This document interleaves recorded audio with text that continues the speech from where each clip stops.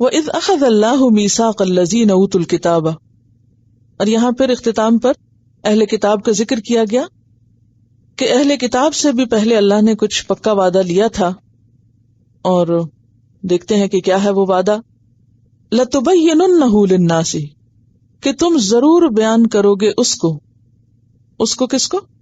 اللہ کے کلام کو، اللہ کی بات کو جو تمہیں دی گئی ہے، للناس لوگوں کے لیے، ولا تکتمونہ، اور تم اس کو چھپاؤ گے نہیں. کس کو؟ دین کو، دین کی بات کو. تو انہوں نے کیا کیا؟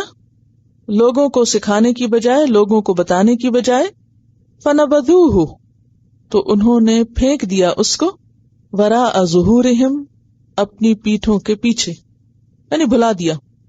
اور اگر اس کو لیا بھی تو محض دنیا کے فائدے کے لیے. واشتروا بہ ثمنا قلیلا، اور انہوں نے لیا اس کے بدلے پیسہ تھوڑا یا قیمت تھوڑی، یعنی دین کو دنیاوی مفاد کے حصول کا ذریعہ بنا لیا. فبئس ما یشترون، تو کتنا برا ہے جو وہ خرید و فروخت کر رہے ہیں، لین دین کر رہے ہیں. یہاں پر ایک میثاق کا ذکر ہے، اور میثاق جیسا کہ آپ جانتے ہیں پکے وعدے کو کہتے ہیں. اب یہاں بات ہو رہی ہے کہ اللہ نے لیا، تو اللہ تعالیٰ اہل کتاب کے علماء سے براہ راست گفتگو نہیں کرتے، تو کس طرح لیا؟ انبیاء کے واسطے سے، انبیاء کے ذریعے سے. کہاں لیا؟ ان کی کتاب میں. گویا تورات میں اس حکم کا پایا جانا کیا تھا؟ ایک تاکید تھی کہ تم لوگوں تک دین پہنچاؤ گے. یہ بالکل اسی طرح ہے جیسے قرآن پاک میں اگر کچھ احکامات آئے ہیں، ہمیں کہا گیا کہ ایسا اور ایسا کرو، اور جب ہم یہ کہتے ہیں کہ ہم اللہ کی کتاب پر ایمان لائے اور ہم مانتے ہیں، تو وہ کیا ہو جاتا ہے؟ پھر ایک عہد ہو جاتا ہے، ایک کمٹمنٹ ہو جاتی ہے کہ جب ہم کہتے ہیں کہ یہ اللہ کی کتاب ہے اور ہم اس پر ایمان لاتے ہیں اور یہ سچی کتاب ہے اور اس میں کوئی شک نہیں، تو پھر اس میں جو جو باتیں آتی ہیں گویا ان کا ہم نے اقرار کر لیا. اور اگر اس میں کوئی کام کرنے کو کہا گیا تو پھر لازم آیا کہ وہ کام کیا بھی جائے. تو اسی طرح ان لوگوں سے بھی پکا وعدہ لیا گیا تھا. اور آپ کو یاد ہے کہ ویسے بھی بنی اسرائیل سے ایک خاص موقع پر بھی وعدہ لیا گیا تھا. وہ کیا تھا؟ کوہ طور ان پر اٹھا کر ان سے وعدہ لیا گیا تھا، خذوا ما آتیناکم بقوۃ، کہ جو ہم تمہیں دے رہے ہیں اس کو مضبوطی سے پکڑ لو، جو کچھ تمہیں کرنے کو کہا جا رہا ہے اس کو کرنے کی فکر کرو. اور پھر یہاں خاص طور پر کس چیز کا ذکر ہے کہ تمہیں لازماً اس کو واضح کرنا ہے. اس میں بھی لام تاکید کا ہے، نون تشدید کا ہے، اور وہ بھی تاکید کے لیے ہے. تبیننہ، یعنی ضرور اس کو بیان کرو گے اور اس کو چھپاؤ گے نہیں. تو یہاں اس آیت سے پتہ یہ چل رہا ہے کہ اہل علم کی ایک بہت بڑی ذمہ داری یہ بنتی ہے کہ وہ علم کو لوگوں تک پہنچائیں، علم کو آگے سکھائیں. اور علماء اہل کتاب کا رویہ کیا تھا؟ انہوں نے اس کو اپنے پشت پیچھے ڈال دیا، انہوں نے اس کام کو اہمیت نہ دی. کسی چیز کو پیٹھ پیچھے پھینک دینے کا مطلب کیا ہے؟ اہمیت نہ دینا. انہوں نے اس کی ناقدری کی. اور دوسرا جرم کیا؟ اگر کبھی کچھ کیا بھی، کسی کو کوئی فائدہ پہنچایا بھی، تو اس کے عوض بھاری فائدے اٹھائے اور دنیاوی فائدوں کے لیے دین کا ڈھونگ رچایا. فبئس ما یشترون، تو ان کا یہ سارا کاروبار جو ہے اللہ کی نگاہ میں بہت ہی بدترین کاروبار تھا. ٹھیک. اب یہاں پر آپ دیکھیے کہ یہ عہد جس کا یہاں پر ذکر کیا جا رہا ہے، اب بھی ان کی کتابوں میں اس کے آثار ملتے ہیں. اور ان میں خاص طور پر جو چیز ظاہر کرنے کی تھی وہ نبی صلی اللہ علیہ وسلم کے بارے میں جو نشانیاں آتی تھی یا آپ کے بارے میں جو خوشخبریاں تھیں ان کی کتابوں میں، اس کی طرف اشارہ ہے کہ ایک آخری پیغمبر آئے گا تو تم اس کو ماننا اور اس کا ساتھ دینا. تو انہوں نے اس بات کو ہی ختم کر دیا، اس بات کو ہی چھپا دیا اور اس حقیقت کو لوگوں تک واضح ہی نہیں کیا. پھر اسی طرح ہم دیکھتے ہیں مثلاً کتاب استثناء میں تورات کی ایک عبارت ہے، موسیٰ علیہ السلام اپنی آخری تقریر میں بار بار بنی اسرائیل سے عہد لیتے ہیں کہ جو احکام میں نے تم کو پہنچائے ہیں انہیں اپنے دل پر نقش کرنا، اپنی آئندہ نسلوں کو سکھانا، گھر بیٹھے اور راہ چلتے اور لیٹتے اور اٹھتے وقت ہر وقت ان کا چرچا کرنا، اپنے گھر کی چوکھٹوں پر اور اپنے پھاٹکوں پر ان کو لکھ دینا. یعنی اتنی زیادہ تاکید تھی علم کو عام کرنے کی. کیا کیا انہوں نے اپنی آخری تقریر میں کہا؟ یہ کتاب استثناء ہے، کتاب 6 اور اس کی آیت نمبر 4 سے 9 تک. ٹھیک ہے. نمبر 1 اپنے دل پہ نقش کرنا.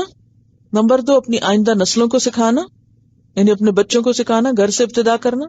نمبر 3 گھر بیٹھے اور راہ چلتے، یعنی اندر بھی اور باہر بھی، اور لیٹتے اور اٹھتے، یعنی اس کو اوڑھنا بچھونا بنا لینا اس کام کو. ان کا چرچا کرنا، یعنی ان باتوں کا ذکر کرتے رہنا اپنے گھر کی چوکھٹوں پر اور اپنے پھاٹکوں پر ان کو لکھ دینا. یعنی اس سے آپ دیکھیں کہ کتنی زیادہ تاکید ان کو کی گئی تھی کہ ان تعلیمات کو عام کرنا.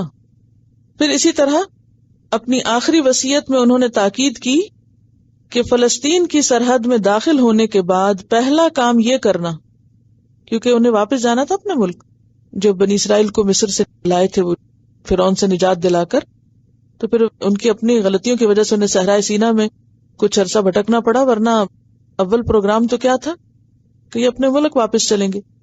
لیکن موسیٰ علیہ السلام کی زندگی میں ایسا نہیں ہوا، تو انہوں نے اپنی آخری وصیت میں کیا کہا کہ فلسطین کی سرحد میں داخل ہونے کے بعد، یعنی ملک واپس ملنے کے بعد، پہلا کام یہ کرنا کہ کوہ ایبال پر بڑے بڑے پتھر نصب کر کے تورات کے احکام ان پر کندہ کر دینا. یعنی جب اپنے ملک واپس جاؤ تو کیا کرنا، بڑے بڑے پتھروں کے اوپر ان باتوں کو لکھ کر سامنے نمایاں کر کے لگا دینا. پھر اسی طرح سلاطین باب 22 اور آیت 8 سے 13 تک بنی لاوی کو تورات کا ایک نسخہ دے کر ہدایت فرمائی کہ ہر 7ویں برس عید خیام کے موقع پر قوم کے مردوں، عورتوں، بچوں سب کو جگہ جگہ جمع کر کے یہ پوری کتاب لفظ بلفظ ان کو سناتے رہنا. بنی لاوی کو کیا تاکید کی تورات کا نسخہ دے کر کہ ہر 7ویں برس عید خیام کے موقع پر قوم کے مردوں، عورتوں، بچوں سب کو جگہ جگہ جمع کر کے یہ پوری کتاب لفظ بلفظ ان کو سناتے رہنا. لیکن عملاً کیا ہوا؟ اس پر بھی کتاب اللہ سے بنی اسرائیل کی غفلت یہاں تک بڑھی کہ موسیٰ علیہ السلام کے 700 سال بعد ہیکل سلیمانی کے سجادہ نشین اور یروشلم کے یہودی فرمانروا تک کو یہ معلوم نہ تھا کہ ان کے ہاں تورات نامی کوئی کتاب بھی ہوتی ہے. یعنی اتنی غفلت برتی کہ موسیٰ علیہ السلام کے 700 سال بعد خود یروشلم کا حکمران جو تھا اس کو اپنی اصل کتاب کا کچھ پتہ نہیں تھا. آج ہمارے بھی تو حکمرانوں کو اتنا ہی علم ہے اپنی کتاب کا کہ انہیں بعض اوقات یہ نہیں پتہ چلتا وہ قرآن کی آیت کوٹ کر رہے ہیں یا کوئی حدیث کوٹ کر رہے ہیں یا کوئی اپنی بات کر کے اسے قرآن سے منسوب کر رہے ہیں. اور نہ صرف یہ کہ اس کو بلکہ جو سجادہ نشین تھا ہیکل کا، یعنی مسجد کے امام کہہ لیں، اس کو بھی نہیں پتا تھا کہ کتاب میں کیا ہے. آج آپ دیکھیں کہ مسلمانوں کا حال کیا ہے. کیا حال ہے ہم مسلمانوں کا؟ ہمارے واقعی بے شمار مساجد میں جو لوگ پورا قرآن حفظ بھی کیے ہوئے ہیں ان کو بھی نہیں پتا کہ اس کا مطلب کیا ہے، یہ کتاب کہتی کیا ہے. حالانکہ پچھلی قوموں سے بھی یہی عہد لیا گیا تھا، اور پچھلی قوموں کی مثال کس لیے دی جا رہی ہے کہ ہم بھی اپنے حال پہ غور فرمائیں کہ کیا ہم بھی یہ کام کر رہے ہیں یا نہیں کر رہے. تو یہ ایک بہت بڑی ذمہ داری ہے اللہ کی طرف سے اس گروہ پر جس کو اللہ کتاب دیتا ہے، کہ پھر وہ اس کو چھپائے نہیں، اس کو بند کر کے نہیں رکھ دیں، اس سے غافل نہیں ہوں، بلکہ کیا کریں، لَتُبَيِّنُنَّهُ لِلنَّاسِ کہ تم ضرور بیان کرو گے اس کو لوگوں کے لیے. ناس کون ہوتے ہیں؟ عوام تک لے جاؤ، سب تک لے جاؤ.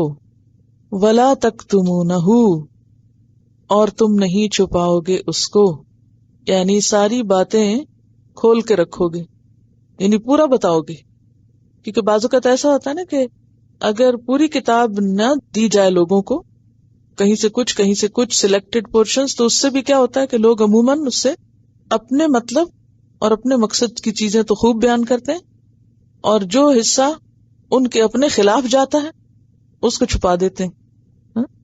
پھر اسی طرح آپ نے دیکھا ہوگا کہ ہمارے ہاں آج کل کیا ہو رہا ہے، پورا قرآن عام طور پہ نہیں پڑھا جاتا، ہاں یہ ضرور کیا جاتا ہے کہ جس کو کوئی اپنا کاروبار چلانا ہو یا کوئی مسئلہ یا کوئی بات اپنی سپورٹ دینی ہو تو وہ قرآن سے آیات نکال کے آؤٹ آف کانٹیکسٹ تو اس کو وہاں لگا لیتے ہیں اور یہ کہتے ہیں کہ دیکھو یہ قرآن میں لکھا ہوا ہے، اور اس طرح بعض اوقات لوگوں کو قرآن ہی کے ذریعے بھٹکاتے بھی ہیں. تو یہ سب کچھ جو ہم دیکھتے ہیں یا اب ہوتا ہے یہ پچھلی قوموں میں بھی ہوتا رہا، اور ہمیں اس لیے بتایا جا رہا ہے کہ ہمیں یہ نہیں کرنا. اور پھر آپ دیکھیے یہاں خاص طور پہ کہا فَنَبَذُوهُ وَرَاءَ ظُهُورِهِمْ، کہا گیا تم اس کو ضرور بیان کرو. انہوں نے کیا کیا؟ نَبَذُوهُ وَرَاءَ ظُهُورِهِمْ، آنکھ اوجل پہاڑ اوجل، پیٹ پیچھے پھینک دیا. کسی بھی چیز کو پیٹ پیچھے پھینکنا کیا ہوتا ہے؟ اہمیت نہ دینا. اور پھر اگر کتاب کی کوئی خدمت کرنا تو مشروط کرنا کہ اس کے عوض ہمیں ملے گا کیا، پیسے کتنے ملیں گے. وَاشْتَرَوْا بِهِ ثَمَنًا قَلِيلًا، یا پھر ایسے فتوے دینا کہ جس سے لوگوں کو خوش کر کے ان سے مال بٹورا جا سکے، یعنی حرام کو حلال کر کے. اور جہاں تک علم کو چھپانے کا تعلق ہے تو وہ حدیث آپ نے مسند احمد کی سن رکھی ہوگی، من سئل عن علم فکتمہ الجم یوم القیامت بلجام من نار، کہ جو کسی علم کے بارے میں پوچھا گیا تو اس نے اس کو چھپا دیا، یعنی اس سے کوئی بات دین کی پوچھی گئی اور اس نے اس کو بتایا نہیں، ظاہر نہیں کیا. کس لیے ظاہر نہیں کیا؟ کہ وہ اس کے اپنے خلاف جاتی تھی، یا پھر کسی بھی وجہ سے، کسی بھی دنیاوی فائدے کی خاطر، کسی بھی مصلحت ایسی کی خاطر. الجم یوم القیامت بلجام من نار، تو اس کو قیامت کے دن آگ کی لگام پہنائی جائے گی. اچھا، یہ جو استثناء کی عبارت میں نے پڑھی ہے نا، اس میں یہ روایت بھی آتی ہے 18 سے 21 تک، اس لیے میری ان باتوں کو تم اپنے دل اور جان میں محفوظ رکھنا، اور نشان کے طور پر ان کو اپنے ہاتھوں پہ باندھنا، اور وہ تمہاری پیشانیوں پر ٹیکوں کی مانند ہو، اور تم اپنے لڑکوں کو یہ سکھانا. ٹھیک ہے، تو مطلب یہ ہے کہ چلتے پھرتے نظر آؤ اس کی تبلیغ کرتے یا تعلیم دیتے. استثناء 11 18 سے 21 تک، کتاب استثناء چیپٹر 11 اور 18 سے 21 تک.